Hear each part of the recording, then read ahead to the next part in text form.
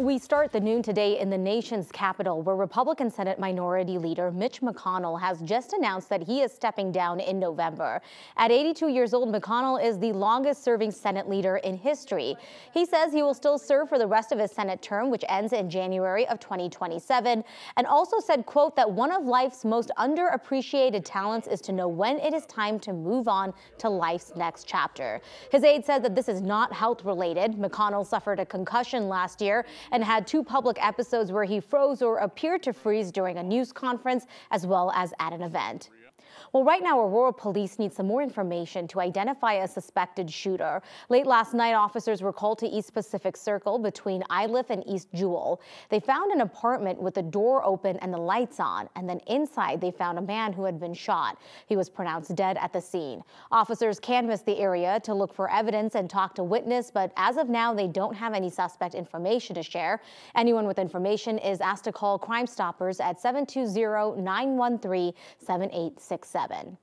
Today, we're going to hear from police and other leaders about their investigation into the MLK Monument in City Park that was vandalized. Now they say that they're looking for two suspects. 9 News reporter Courtney Yoon has been following this story from the beginning.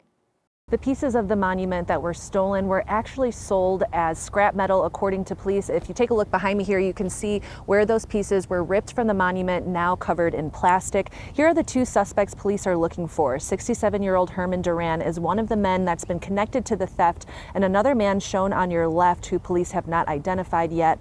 A large plaque was one of the items taken from the monument. Police say it was cut into 4 pieces before it was sold. The MLK Colorado Holiday Commission says the 3 pieces stolen have been taken back to artist Ed Dwight's studio to be worked on. On Monday, in the wake of the vandalism, City Council put forward a proclamation on the last day of Black History Month calling for unity. The launching point of the annual MLK Parade to be damaged or defaced is really, really sad.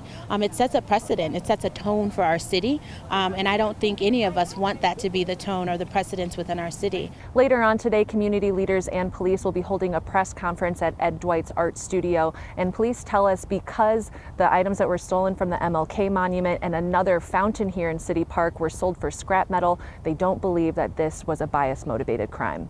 In Denver, Courtney Yoon, 9 News.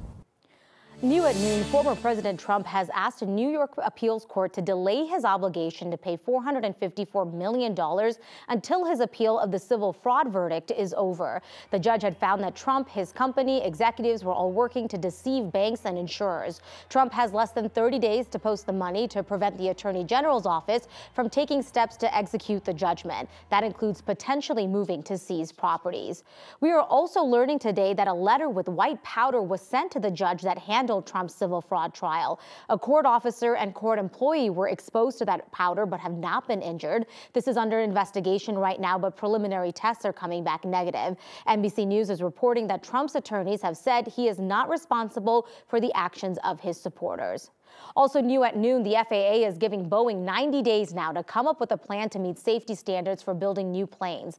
Boeing has been plagued by issues on the 737 MAX jetliner.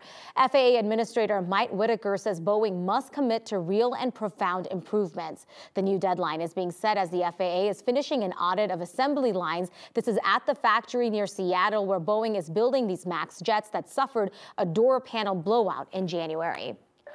The snow and the cold that we had over the last couple of days were definitely welcome for firefighters that were working the West Monument Creek fire at the Air Force Academy. The conditions have improved so much that the Academy reopened to the public this morning. That includes the Visitor Center and Planetarium. At last check, that fire was 75% contained and remains at around 168 acres.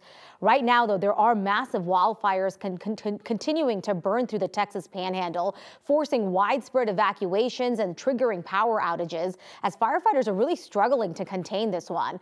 The biggest one is the Smokehouse Creek fire that's north of Amarillo. It's at 500,000 acres and 0% contained. It is now the second largest wildfire in Texas history. Oklahoma also battling wildfires right now. So far, 8,700 acres have been burned there. Containment for the fire is between 10% and 50%. The fires are also forcing roads to close and some evacuations.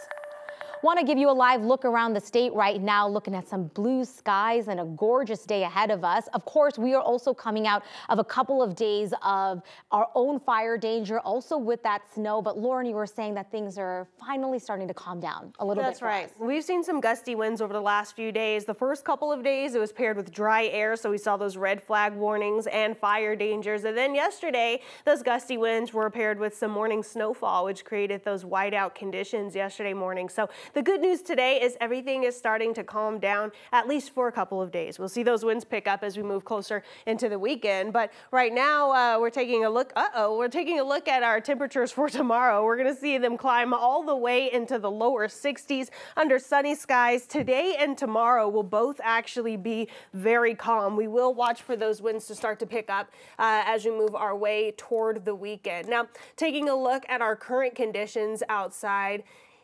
Here we are, another beautiful live look outside. This is downtown Denver where we have these sunny skies. We have that shot just a moment ago where it looked like 4 postcards of different Colorado locations. Well, that's the kind of day we're going to have today. Just sunny skies, beautiful temperatures, winds calming down. 45 degrees right now at DIA with calm winds. It feels closer to 41 degrees, but that wind chill factor not too big as we move into this afternoon warmth. Now, we take a look at our HD Doppler radar. Not a whole lot is happening over Colorado, and we're going to see that over the next few days as we have this really nice stretch of weather before our next system moves in. So today we're going to see sunny, warm, calm conditions. We move toward the weekend and we're going to see those winds pick up a little bit, and we're going to watch for another chance for some rain and snow on Sunday. I'll have details on all of this just ahead of my full 7-day forecast. All right, thanks so much for that, Lauren. Lakewood police are looking for a driver who hit and killed a man last week. That man was a member of Colorado's fencing community. Lakewood police tell us it was Friday night that a driver hit and killed a pedestrian on Kipling and West 23rd Avenue and then ended up taking off. The pedestrian was Terry Engall. He had been a part of the Denver Fencing Club for many years. The club was devastated when they heard the news and now want to know who's responsible. When someone touches us, we say, "Touche, you got me." And we own up to mistakes. We follow strict etiquette. We wish that people would own up to their mistakes. Whoever did this could just own up to it, admit it. Lakewood police and CBI are still looking for this car. It is a black 2014 Chevrolet Camaro with the license plate number DWBP87. If you have seen this car or if you know anything about this crash, please give police a call.